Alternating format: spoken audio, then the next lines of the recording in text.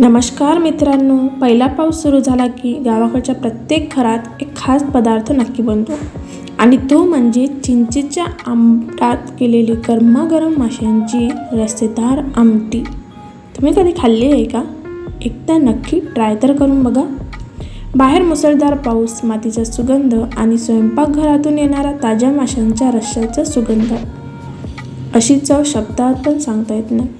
आज मी तुम्हाला अगदी गावाकडच्या पद्धतीने ही रेसिपी दाखवणार आहे. शेवटपर्यंत व्हिडिओ पहा, कारण शेवटी सांगणार आहे असा एक सिक्रेट मसाला ज्यामुळे रस्सा हॉटेलपेक्षाही जास्त चविष्ट होतो. चला तर मग रेसिपीला सुरुवात करूया. सर्वात आधी मासोळी मार्केटमधून छान फ्रेश ताजी घेऊन आलेली आहे आणि तिला आता आपण छान स्वच्छ करून घेऊया.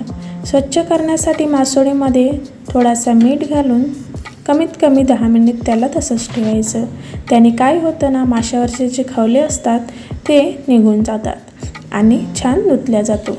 अशा प्रकारे आपली फिश छान धुवून झालेली आहे. त्यानंतर आपण मसाला करायला घेऊया. त्यासाठी एक मोठा कांदा मी त्यामध्ये घेतलेला आहे, एक टमाटर घेतलेला आहे, मिरची, लसूण आणि थोडासा अद्रक घेतलेला आहे. त्यानंतर कढई गरम करून घेऊया आणि त्यावरती आपण कांदे टाकून घेऊया. कांदे टाकून छान त्यांना लालसर येईपर्यंत छान मिक्स करून ढवळून घेऊया.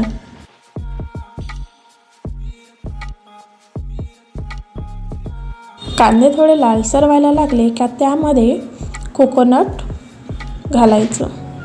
तो मी बारीक करून घातलेला आहे. त्यामुळे काय होतं ना, तो छान लालसर लवकर येतो. त्यानंतर मी त्यामध्ये धने घातलेले आहे आणि थोडेसे खडे मसाले घातलेले आहे आणि त्यांना पण छान लालसर येऊ देपर्यंत ढवळून घ्यायचं. त्यानंतर मी एक त्यामध्ये तेजपान घातलेला आहे.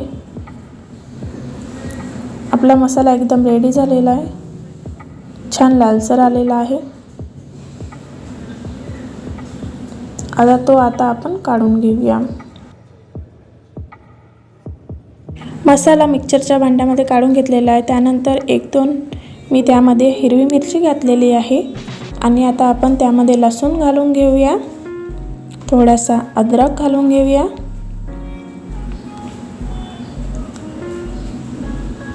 आणि आता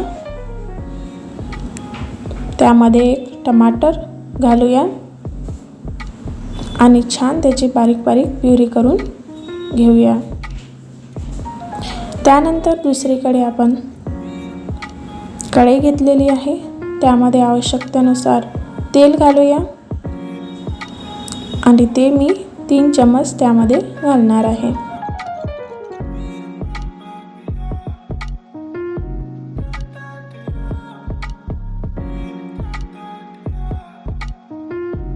जसं तेल झालं त्यामध्ये मी तेजपत्ता घातलेला आहे आणि जी मी पेस्ट करून घेतलेली होती ती आता त्यामध्ये घालून घेऊया. आवश्यकतेनुसार घाला, एकदम रस्सा घट्ट पण व्हायला नको. आणि छान मिक्स करून ढवळून घेऊया जोपर्यंत प्युरीला तेल सुटत नाही तोपर्यंत छान ढवळून घ्यायचं. जसं तेल सुटलं त्यानंतर आपण त्यामध्ये आवश्यकतेनुसार तिखट घालून घेऊया आणि ते 3 चम्मच मी त्यामध्ये घातलेले आहे आणि 1.5 चम्मच मीठ घातलेलं आहे आणि थोडीशी हळदी घातलेली आहे.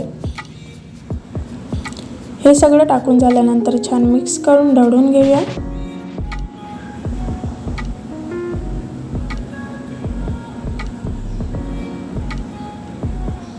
आणि त्यामध्ये थोडासा पाणी घालून घेऊया. पाणी घालून झाल्यानंतर पुन्हा छान मिक्स करून छान तेल सुटेपर्यंत ढवळून घ्यायचं. आणि यामध्ये आपण एक विशिष्ट पदार्थ घालणार आहोत, तो म्हणजे चिंच. चिंचला कमीत कमी 10 मिनिट पाणी घालून छान भिजवून घ्यायचं. त्याआधी एकदा त्याला छान मिक्स करून धुवून घ्यायचं आणि पाणी काढून घ्यायचं. पाणी काढून घेतल्यानंतर पुन्हा एकदा त्यामध्ये पाणी घालून तसंच ठेवून द्यायचं.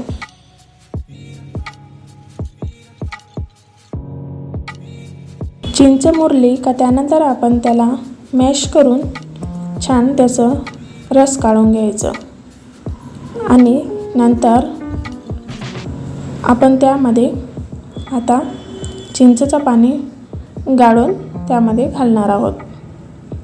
ह्यामुळे काय होतं ना, फिशला एकदम मस्त आंबट तिखट छान चव येते आणि खायला पण खूप मस्त लागते. पण चिंच प्रमाणामध्येच घाला, एकदम जास्त टाकल्याने जास्त आंबट होऊ शकते. त्यामुळे आवश्यकतेनुसार घालायचं. घालून झाल्यानंतर छान मिक्स करून ढवळून घ्यायचं. थोडीशी उकळी येऊ द्यायची आणि त्यानंतर आपण त्यामध्ये एक एक करून सर्व फिश त्यामध्ये घालून घेऊया. हळूहळू मंद आचेवरती गॅस ठेवून छान एक एक करून त्यामध्ये घालून घ्यायच्या. सर्व फिश टाकून झाल्यानंतर त्यांना हळूवारपणे छान मिक्स करून घ्यायच्या आणि सगळे प्रोसेस ही हळूवारपणेच करायची आहे, कारण की फिश ही फुटू शकते. त्याला छान तेलामध्ये हळूवारपणे मिक्स करून घेऊया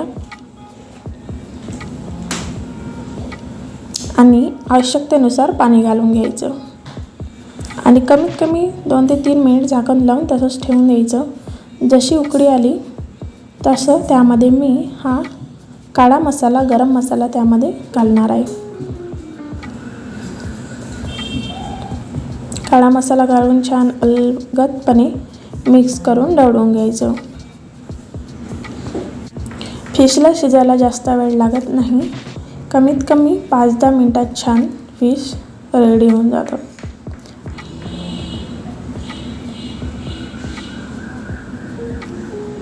तर तुम्हाला रेसिपी कशी वाटली ते कमेंटमध्ये नक्की सांगा आणि तुमच्याकडे कोणत्या पद्धतीने ही रेसिपी केल्या जाते ते पण सांगा. आणि असे छान छान रेसिपीसाठी चॅनलला सबस्क्राईब करायला विसरू नका आणि बेल आयकॉनला क्लिक करून ठेवा.